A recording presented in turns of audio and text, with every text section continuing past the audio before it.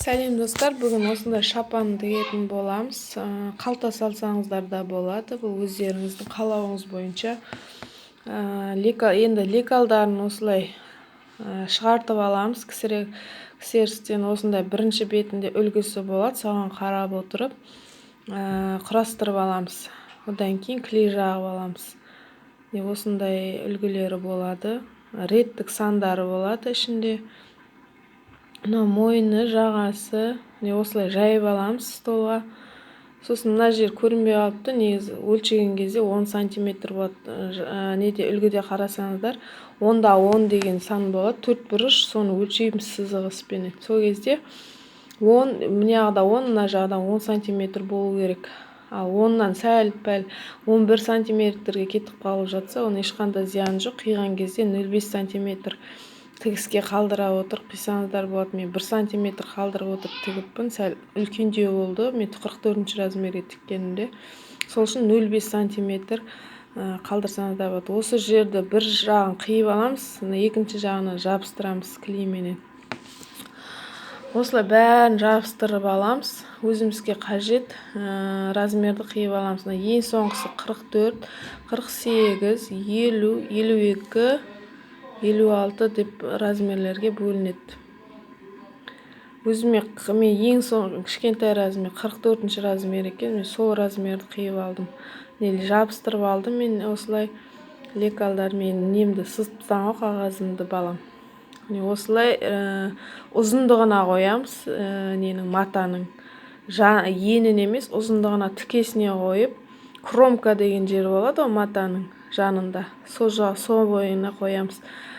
Бүктеп, екінші лекалының артқы бойы, бұны екі бүктеп тұрып қиямыз. Яғни екінші мына жағы кромка не деп аталады? Изгиб деп аталады. Изгиб деген бүктелген жері дейм.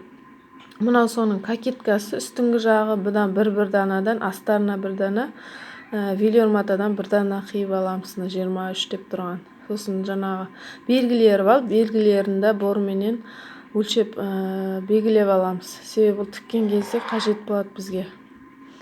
Белгілерін көрсетіп өттім. Мен осыны клеенкеге қиып алдым, өзіме керек өлшемді ашқан кезде міне осындай болады. Бүктелген жері деген бар, изгиб деп жазылып тұрады. Соны мына бүктелген жеріне қоямыз. Одан кейін жағасынан 2 дана мен велюр матасынан 2 дана қиып алыңыздар. Мен қате қиып қойыппын. Астарынан 1 дана, велюрдан 1 дана қиып қойыппын. Негізі велюрдан 2 дана қиып аламыз. Мынау жеңінен де осылай астарынан 2 дана, велюр матадан 2 дана қиып аламыз. Сосын жаңағы мына жерлерінде сызықтар бар, белгілері, соларды да бормен сызып аламыз. Сол тіккен кезде керек болады бізге. Міне осылай ұзындығы, матаның ұзындығына қоямыз, бүктелген жеріне қоямыз, артқы бойы, кокеткасын қоямыз, үстіне оның үстіне жағаны қоямыз. Бүктелген жері бар жағада да.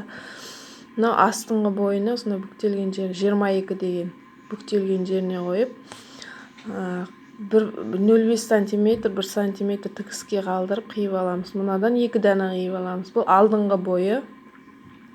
Шеңінен 2 дана қиып аламыз. Бұл да 0,5 сантиметр қалдыра отырып қиып аламыз.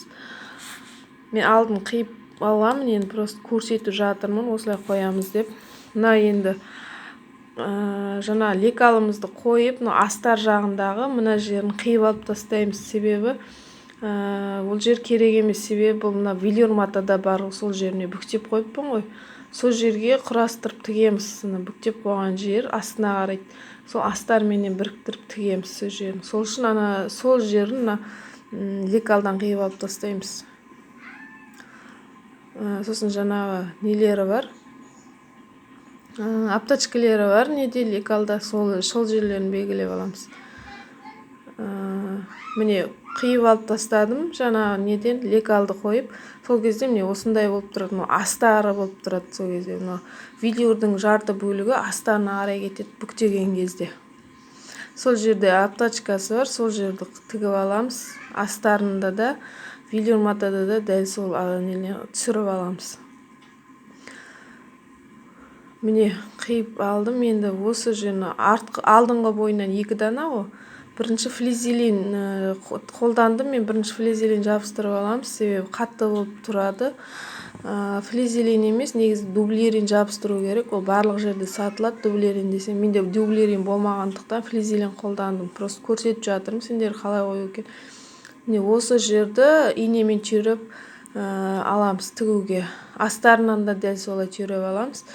Мынаны түйремей тұрып бірінші флизелин жабыстырып алып, одан кейін барып ине түйреп шығамыз осы жерге.